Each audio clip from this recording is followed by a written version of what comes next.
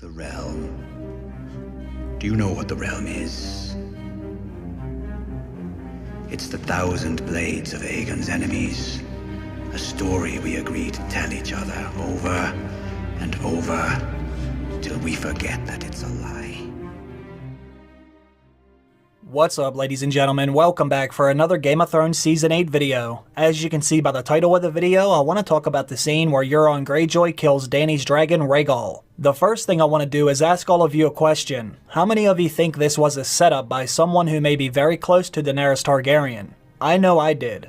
For some reason, I had this sense that someone sent word that Dany and some of her men would be arriving at Dragonstone at that exact moment. Now, I do want to say this will not necessarily be like one of my regular theory videos. What I want to do is go over some of the options of who could have set Dany up, then I was hoping all of you could let me know who you think did it, if anyone at all. Let's take a look at a short video from inside the episode. In case any of you were wondering if maybe Euron Greyjoy just so happened to get lucky, I want to show you what one of the writers said about that scene. They do confirm that someone let them know Dany was on her way. Qyburn went back to the drawing board and he made even larger, more powerful scorpions. Dozens of them are now lining the walls of King's Landing, and dozens more are mounted on the decks of the Iron Fleet. While Dany kind of forgot about the Iron Fleet and Euron's forces, they certainly haven't forgotten about her, and they're just waiting for her to come back. At this point, they would have gotten news that her armies emerged victorious and we're going to head south, and so they're just waiting in ambush for her return. So as you can see, Cersei found out when they would be coming down to Dragonstone. That's how Euron Greyjoy knew exactly when to be there. So who could have possibly told them that information? Is there someone inside of Dany's circle that would want to see her get defeated? Or could it have been someone else? Well, the most obvious answer would have to be Qyburn. As we all know, he is the one that has access to all the little birds in King's Landing. Not only that, but we also know he has some connections in the north. In the very first episode of the season, we saw Qyburn tell Cersei about the Night King knocking down the wall and making his way into Westeros. Qyburn most likely has little birds all over the Seven Kingdoms the same way Varys did. So the obvious answer is someone most likely let Qyburn know when Dany and her men were leaving White Harbor, where all of Dany's ships were located. Once he knew when they would be leaving White Harbor, then he could just estimate how long it would take for them to get to Dragonstone. All he would have to do then is tell Euron when he could expect them so he could catch them all by surprise. However, what if something a little more sinister happened? What if it wasn't Qyburn, but instead, someone from Dany's inner circle? Let's go back to the scene where we saw most of the main characters in Winterfell strategizing how they would defeat Cersei Lannister. We now know there are a few characters in that scene that do not want to see Dany claim the Iron Throne. One of those characters is Sansa Stark. Now, if you remember in that scene, Sansa and Daenerys had a big disagreement over when they should send their soldiers back into another battle. Sansa wanted their men to be able to recover before they went down to King's Landing, but Dany wanted to go right away. By the end of that scene, Dany doesn't get her way. They are leaving Winterfell almost immediately. Now obviously, Sansa was not very happy about that. Look at the way she looks at Dany right before the scene comes to an end. If looks could kill, that's all I'm gonna say. We have won the Great War. Now we will win the last war. In all 7 kingdoms, men will live without fear and cruelty under their rightful queen.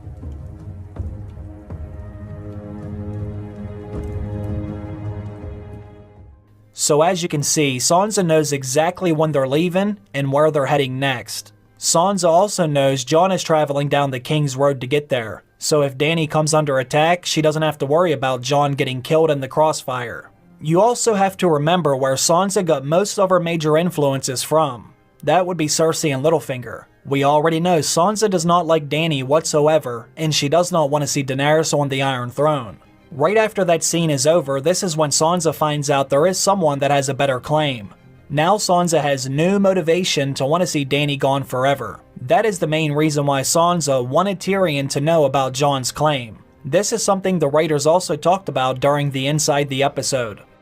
What will happen if she gives Tyrion this information? She's a student of Littlefinger, and she knows how information travels, and she can think many steps ahead into the game the way Littlefinger did, and know that if she tells Tyrion, it's almost impossible for Tyrion not to tell Varys. And if you tell, I think these are all things that have been occurring to Sansa between the time we see her get that information and the time she passes the message on. Tyrion. Sansa is now actively trying to get Daenerys out of the way. So, do any of you think Sansa might have sent a raven, letting them know exactly when Daenerys would be arriving at Dragonstone? All she would really have to do is send an anonymous letter to almost anyone in King's Landing. Now, I do not want to think Sansa would do something that sinister, but it's very obvious Sansa does not want to see Daenerys win the Iron Throne.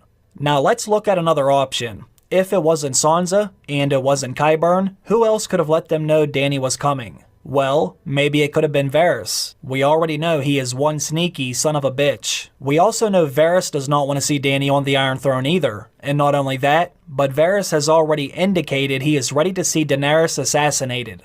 Who knows how long Varys has been thinking about that? Now let's look at his reaction during that last council meeting at Winterfell. Look at Varys' face when Dany talks about how she wants to attack King's Landing. We saved them. Cersei will make sure they don't believe it. It will hit her hard. It will rip her out, root and stem. The objective here is to remove Cersei without destroying King's Landing. That was the last thing Varys wanted to hear Daenerys say. Varys might be thinking, in order for me to make sure Dany doesn't burn down King's Landing, I either have to find a way to kill Dany or kill her dragons. Right before they leave Winterfell, this is when Sansa lets Tyrion know about Jon's claim to the Iron Throne. Now, we don't see Tyrion and Varys talking about that until they have already set sail for Dragonstone. That's the first conversation we see them have about Jon, but that doesn't mean this is when Varys found out. For all we know, Tyrion could have told him at Winterfell right after Sansa told him, then waited until they were alone before they started to discuss other options. Also, think about where Sansa was at when she revealed that information. Sansa was standing outside. That means anyone could have overheard their conversation about Jon. There were hundreds of workers and soldiers outside at the time Sansa was out there. Any one of them could have heard Sansa and Tyrion talking about Jon and Dany. And who knows how many of them could be working for Varys. Like I said, we already know how sneaky he can be. He might have already sent out word before they left for White Harbor. You can already see how much Varys has been working behind the scenes. Look at all the letters right in front of him. He has been doing a lot of communicating around Westeros. Varys obviously thinks they can win without Dany's dragons. That's why he doesn't want to see Dany burn King's Landing. Him and Tyrion think they can win another way.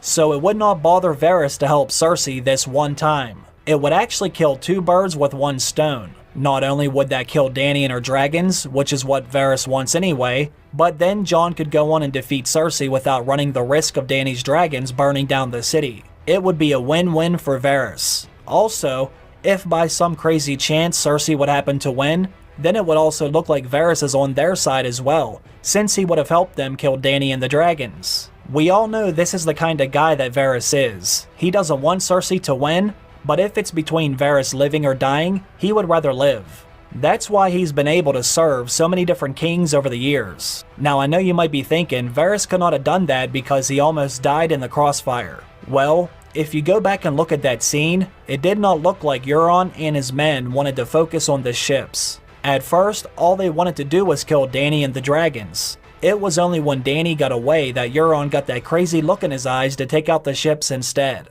Now, do you think Euron would give a shit about killing Varys, even if he did give him that information? I don't think so. If you have read the books, then you know just how big of a psycho Euron Greyjoy actually is. Hell, we have even seen some of it in the show. He will go as far to even murder his own family, so he could care less about someone like Varys, even if they were on the same side. Euron and Cersei are on the same side, and most fans think Euron will kill Cersei, so I would not count out that option just because Varys almost died as well. He may have been given assurance that only Dany and the dragons would die. You also have to remember, Varys and Qyburn most likely know all the same little birds. I would not be shocked if Varys and Qyburn were communicating the whole time. Anyways, like I said, this is not necessarily a theory video. I only wanted to talk about some of the options because it did seem like Daenerys was set up by someone on the inside, but who really knows? We may never actually find out. Let me know what you think either way. Do you believe it was Qyburn, Sansa, Varys, or maybe someone else? Leave your thoughts down below. I want to thank everyone for watching the video and supporting the channel. I hope you all have a great day. I'll see you again very soon. Bye.